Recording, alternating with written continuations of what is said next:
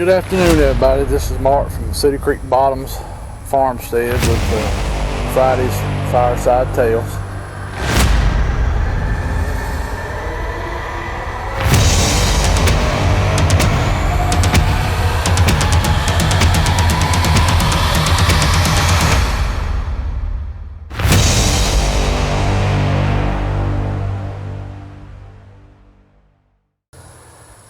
I hope everyone's doing okay today.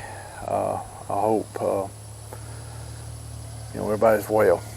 It's been a scorcher here in Alabama again this week. Humidity's been real high. The temperature's been high. I mean, you just walk outside a few minutes, you're just sweating. I mean, it's just humidity is very high. I'm out here today by where our beehives are, which there's no bees in them right now.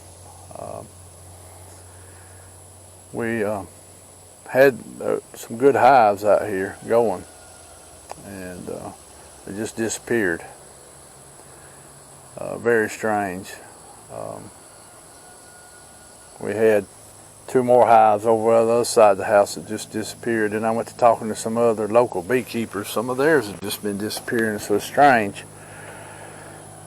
Me and Rebecca thought a lot of it may deal with there wasn't a lot of feed on this place when we moved here in 2019. It was mostly grass.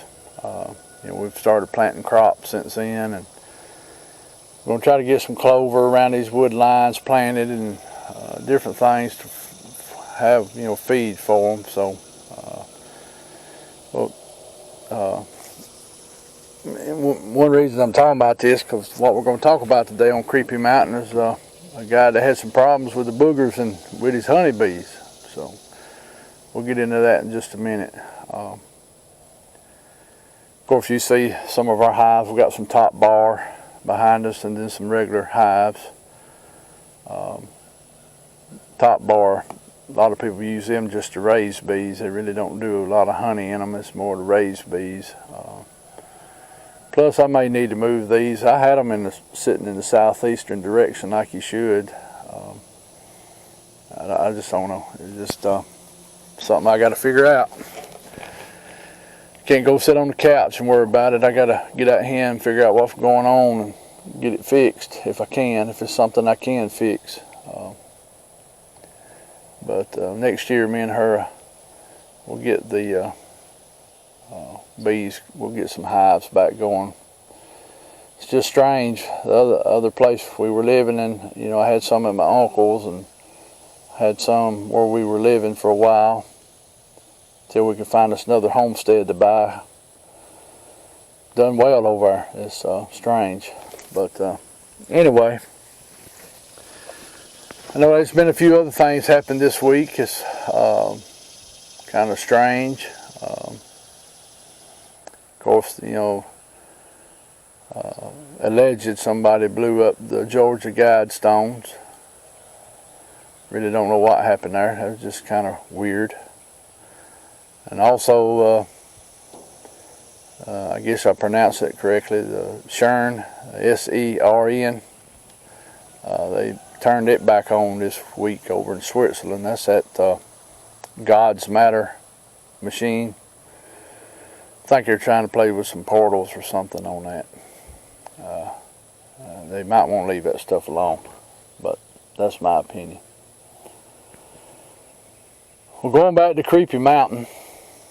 Not long after, me and Keith and, discovered that we had the Bigfoot boogers on the hunting club.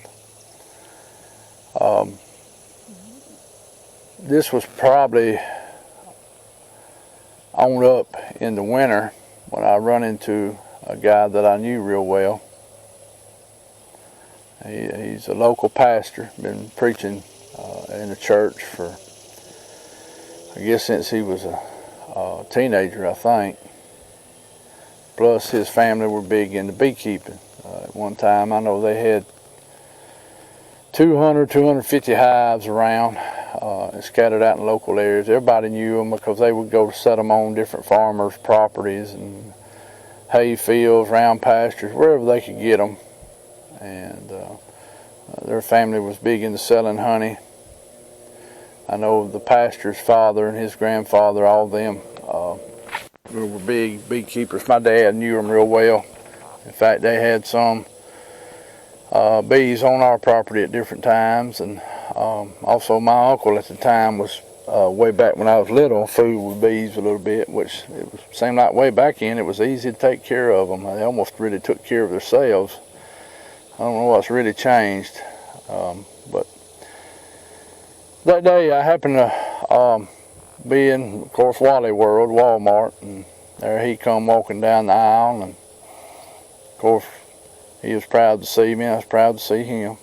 We went to talking, and he asked me how hunting season was going, and asked me did we have a good garden the past year, and I told him yeah, that we had a pretty good year, raised some pretty good crops that year, and I asked him how his bees were doing. He said, well, they're doing pretty good. He said, you know, we've dropped our numbers down compared to what we used to be. He said, I'm getting older and I can't work all this. And he said, I don't really have nobody to help me no more. He said, I have one young fella that goes with me and helps me. And, you know, so he said, just can't. And plus, he says, getting where people won't let you put the hives on the property like he used to. And of course I understood that, but he said, I did have one problem that was strange this past summer, and he said, I had about 10 hives over on foot of the mountain, which was right at the hunting club. It was up in a kind of a wooded area right next to a big hay field. I was familiar with the area. And he said, I had some trouble over there. And I said, well, what kind of trouble were you having? He said, well, I think I had somebody getting into my hives over there. And I said, somebody getting in? He said, yeah, I think. But he said, what was strange about it, he said, I'd go over there, I'd find my lids off, and I'd find some of my frames pulled out, and you could tell it was like somebody sit there and eat the honey right there, eat the comb and all. And he said, you know, them bees was wearing them out. I said, well, that is strange. I said, of course, you know, I thought in my mind, I said, surely not. You know, they're not over there fooling with his beehives. Well, I said, well, did you know, see where somebody come up through there in a truck or something? He said, no, you got to go through a gate, and, you know, the landowner lives right there, lives right by the gate, and said he ain't seen nobody in there. He said, it's just strange. He said, they're not tearing the boxes up or nothing. He said, they're just pulling frames out eating. He said, it's like they eat the whole thing and lay it down. I said, well, that is strange. I said, well, you gonna put bees, you still got the bees over there? He said, yeah. He said, this went on for a couple of weeks, then it quit. And he said, I still harvested some honey over there, and he said, everything seems to be okay. I said, yeah, that don't sound like no wild animal. I said, a coon or a deer, coon or a bear or something trying to get in there, a coyote. If, you know, they would probably knock the boxes over. It'd be a mess. I mean, you know, it'd be a mess. And he said, just like, I walked up, took the lid off, took the other lid off, started pulling frames, you know. I said, yeah. I said, that does sound strange. So I asked him, I said, the bees are still over. I said, you gonna leave them over? Oh yeah. He said, I'm gonna leave them over there. I said, well, you mind later on this summer if I come over and look around? He said, no. He said, let me know, I'll go with you. And he said, that way the landowner might not get upset about it. And he said, which he probably wouldn't say nothing no way. So later on this summer, which had been 08, I think it was in June, about the time he's getting ready to really start pulling all his honey, I called him. I knew he was going to be busy. He said, well, I need to go check them anyway. He said, I ain't checked them in a few weeks. And he said, I need to see if I'm ready to start pulling honey or not from over there. And he said, so yeah, I'll meet you over there. So we got a time and a date, and I met him over there late one evening about 4 o'clock. We walked up in there, and it had 10 hives sitting up there. I mean, it's healthy. Boy, there's a lot of bees coming in and out there. And I said, you ain't had no problems right now. He said, no, I ain't had a bit of problem with these. He said, so I walked around, you know, went in behind the hives, done some walking up in the woods, and didn't really see nothing. And so I told him, I said, well, I don't know what, I said, I don't know what was fooling with you bees. I said, surely somebody wasn't doing this, you know, coming up here and, you know, getting the honey. And I mean, them bees, you know, they'd have to have a suit on. Ain't no way you could do it. And you know, especially at night if there's food on, because Lord, every bee's in there, so they're gonna be really tore up, you know. And he said, yeah, he said these bees would wear them out too, because he said they're a little aggressive. You know, I mean, it didn't bother me and him. You know, we stood back 30 foot. You know, we didn't have none come out and try to pop us or nothing, so they wasn't real aggressive. But they, you know, you go up there right by them and start fooling with them. If you got aggressive bees, you're gonna have them, you know, sentries come out and tear your tail up. But so that was one that was a very strange deal. I still don't know today if that was a booger or not. It was just, I mean, I don't know why somebody, yeah, if it was vandalism, you know, like kids or something, like they would knock the hives over like I've seen on TV where they've done in places, you know, or if it was some kind of animal, some of the hives would have been knocked over, and, you know, you could see the signs of it. But by him saying just walking up there and the lids would be off and some of the frames pulled out and stuff eaten off of them, they're just strange. I mean, I don't know of too many things that could stand there and eat the honey with them bees going crazy. I mean, even, you know, they'll wear out bears. You know, if you watched them on TV where bears getting into a yellow jacket nest or a honeybee nest, I mean, they'd be wearing them out, you know, but the old bear still be eating, but, you know, he's getting tagged. Maybe if it was a booger, maybe they're thick-skinned and can handle the stings. I don't know. Wasn't none of the frames missing, so it wasn't like they totaled them off and then ate them. It's like they, whatever it was, ate them right there and then just laid the frames back down. So, I don't know. I didn't get to talk to him anymore. I have run into him since then one time in Walmart, and he just got bees at his house now, pretty much for his own personal use. I don't think he's selling commercially anymore. So he's about 80 years old, still doing it, still preaching too. So hey, I give him thumbs up on that one. That's a good thing. So, has any of y'all ever heard of the boogers or Bigfoot fooling with honeybee hives? Something to think about. I hadn't really heard it much. That's maybe one that could have been that. Now I've heard of one other person on one of these blog radios talking about some of his hives were getting fooled with, and he thinks it was the boogers. I don't know, something interesting to think about. But this was right here, it was at the foot of the club on some private land. I think it was 1/8 of a mile to the club property, which ain't far through the woods. Very secluded area in there where they was at. So very easily for them to flip in off the mountain, get into the honey and leave, if it was them. Just something to think about. And that's why I keep saying what, you know, people say, what's this got to do with homesteading?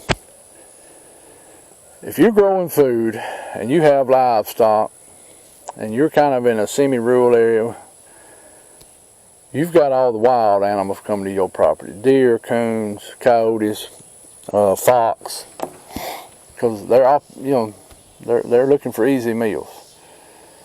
You know, the coyotes, they'll eat watermelons just like the deer, cantaloupes. Deer pull down corn, eat the you know, ears off of it. They'll bust your watermelon. They'll eat your peas. They'll eat off your okra. And when you pull deer in, also you pull the predators in. There's predators following them. You know, the coyote follows them. Of course, The fox comes in because he's opportunist. You know, he's after what he can get easy. And plus, there's rats around the fields and rabbits and, you know, all different other animals so that they feed off of. So that if you're growing food, you're going to have wild animals come around. And then if you got chickens, you know, the fox, coon, possum, mink, all of them, coyote's going to come up close to those too. So they all know where stuff's at and they come to it. I know we have a herd of deer here. I've seen fox, I've seen the coyote, I got some coons here. Boy, they look like little hogs running around. A couple possums. Sometimes me and Rebecca think we got a booger coming in here sometimes, because we have found some tracks over behind the shop that were very suspicious. And there were several different times we heard some racket, and even had some people standing in the yard with us when it happened. And they was like, what in the world was that? So yeah, I think we have some coming through here a little bit. Maybe not staying here all the time. I know I've had some other people over before, and they just said, man, it feels eerie down here by these woods. This is down here where we're at with the beehives.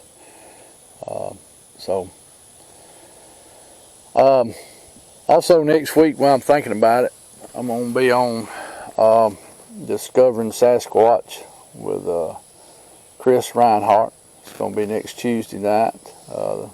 Can't remember what the date is, July. I can't remember, but it's Tuesday night, 8 o'clock Eastern time.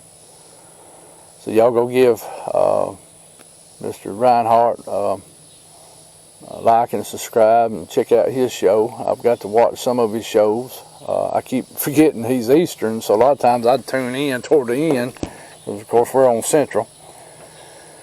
And I'd kind of forget about that. So, but it is at I think 8 o'clock Eastern time. Discover Sasquatch. He's on YouTube. Give him a like and a subscribe, and go watch some of his shows. And I want to thank Northern Blue-Eyed Girl. I'm not going to call her name right off here. She might not care. And then her friend Joe for putting me in touch with Mr. Reinhardt. I look forward to the show next Tuesday night. Look forward to talking a little bit about the boogers with other people. I've been on a few in the past, night callers, Outlaw Bigfoot Radio. That was back when Jim King, Coonbo, and some of them had a radio show going on, and I've been on with some other shows. So always enjoying it. Like it when people ask questions where I can, answer what I do know. If I don't know, I'm gonna just tell you I don't know. Anyway. Well, I know this wasn't really about up on the hunting club. Next week we'll get back on it, but I thought about the bees today. I sit here and try to think each week what I'm going to talk about, and trying to keep it in order, and that was kind of in order. And I was thinking about honeybees today, that me and her's got to get some back on this property, and that we're starting to get some stuff growing here that maybe helps sustain them. We got plenty of water. I just don't think the feed was here, or I don't know, just something strange here. But that was something I will be trying to figure out. It's one thing about it on homestead: when you have a problem, you got to figure it out. You got to figure out what works for you. You got to figure out what the problem is and try to straighten it out if it's something that you can straighten out. There's just some things now you can't straighten out. You can't straighten out the weather. Can't control that. Only thing you do there is try to plant more drought-resistant plants or stuff that's suitable for your type of soil. There's other things, maybe moving water in another direction. There's some things you can try to do, but we can't control nature. That's in the Lord's hands, how the weather's set up, and there's nothing we can do about that. Well, I hope you liked today's video. I've been enjoying the comments back I've been getting from people. I really appreciate it. I really appreciate everybody supporting me on this. I didn't know how this would go. The channel's slowly building. Now me and Rebecca do some homesteading, and I'd like for y'all to watch that too, and hopefully you might learn something from it. I'm not an expert in either field, I'll tell you that, even though I've been farming since I was little with my dad and uncles, and done it on my own. And we were always a homesteading family. I mean we done a little bit of it all. I guess I'm you know, have been around something dealing with farming ever since I was a boy. There's some new ways of doing some stuff, and I'm really interested in it. I've been watching a lot of videos on it, and so something to think about. Well, I hope y'all have a good weekend. I hope everyone has a safe weekend. When you're out looking at other people's radio shows or their YouTube sites or their Facebook sites, see if anything's mentioned about honeybees, maybe with the boogers fooding with them. That's something to think about. Because they're going to utilize, you know, they're opportunists too. They're going to get, if it's free and easy to get to, they're going to do it. It's like I told you, you know, they're going to get in your crops. You know, they'll steal your chickens. They'll get eggs. Sometimes they get calves. And in fact, I talked to a guy last night. He thinks he's having a calf problem, and also he's hearing some, smelling some stuff. So, don't know. I told him we need to come check it out, and he said, well, let it get a little cooler weather. So that might be something I'll be able to share later on, if it's okay with him. Of course, his name will not be used, but we had a little talk last night. So I'm going to get off here. I got to go get ready for work. We're on a maintenance shutdown here this 4th of July, so it's been a rough week. And then trying to get up, gathering crops and feeding animals. Because Rebecca did find out she did break her wrist. So she has a, not a cast. My mind's went blank. But she has this on there, and she can only lift so much for that arm. So she's all, you know, got to heal up. So, but we're going to make it. We always make it. Good Lord's always going to take care of us. Well, y'all have a good weekend. Give us a like, a subscribe, share, comment. I love it when people comment where I can at least come back. If nothing else, I'm going to tell you thank you. And if I don't know the answer to something, but I appreciate everyone that gets on here, listens to me, and supports me. This ain't silly. I've had one person make a comment this was silly. No, it's not. It's not silly when these things are coming up to your property, fooling with you. It's not silly. When you're out in the woods trying to hunt and they're messing with you, it's not silly. So, if you think it's silly, I don't know what to tell you. These things are for real. They exist. What they are, I don't know. I got a sneaky feeling I know what they are, but I can't prove that. I know they don't like the name of Jesus a lot of times. That kind of tells you something. Well, this is Mark from Cedar Creek Bottoms Farmstead, Fireside Tales. Look forward to seeing you next week, and hope you have a good weekend. Bye-bye.